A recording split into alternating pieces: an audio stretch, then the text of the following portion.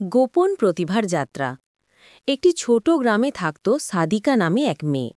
সে ছিল খুব শান্ত, লাজুক এবং সাধারণ। স্কুলে পড়াশোনায় গড়পড়তা হলেও তার ভেতরে লুকিয়ে ছিল এক অদ্ভুত প্রতিভা। সে দারুণ সুন্দর ছবি আঁকতে পারত, কিন্তু লাজুকতার কারণে কারো সামনে তা প্রকাশ করত না।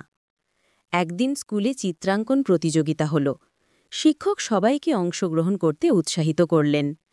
প্রথমে সাদিকা ভয় পেল, কিন্তু তার এক বন্ধু বলল, তুমি তো দারুণ আঁকো, একবার চেষ্টা করো।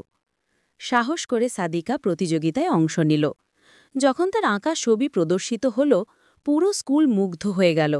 ছবিতে ছিল একটি গ্রামের সকাল, ধানক্ষেতে রোদ ঝলমল করছে, পাখি উড়ছে, আর শিশুদের হাসি ভেসে আসছে। শিক্ষক বিস্ময়ে বললেন, সাদিকা, তোমার ভেতরে যে এত বড় প্রতিভা আছে তা আমরা আগে জানতামই না। সেদিন সাদিকা প্রথম উপলব্ধি করল, তার ভেতরের প্রতিভা যদি প্রকাশ করা যায়, তবে তা শুধু তাকে নয়, সমাজকেও আনন্দ দিতে পারে। এরপর থেকে সে লাজুকতা ঝেড়ে ফেলল এবং নিয়মিত আঁকতে শুরু করল। কিছুদিন পর তার ছবি জেলা পর্যায়ে পুরস্কার পেল। শিক্ষণীয় বিষয়: প্রত্যেক মানুষের ভেতরে কোনো না কোনো প্রতিভা থাকে। লজ্জা বা ভয় সেই প্রতিভাকে চাপা দিয়ে রাখে। সাহস করে এগিয়ে গেলে লুকানো প্রতিভা একদিন আলোর মুখ দেখে।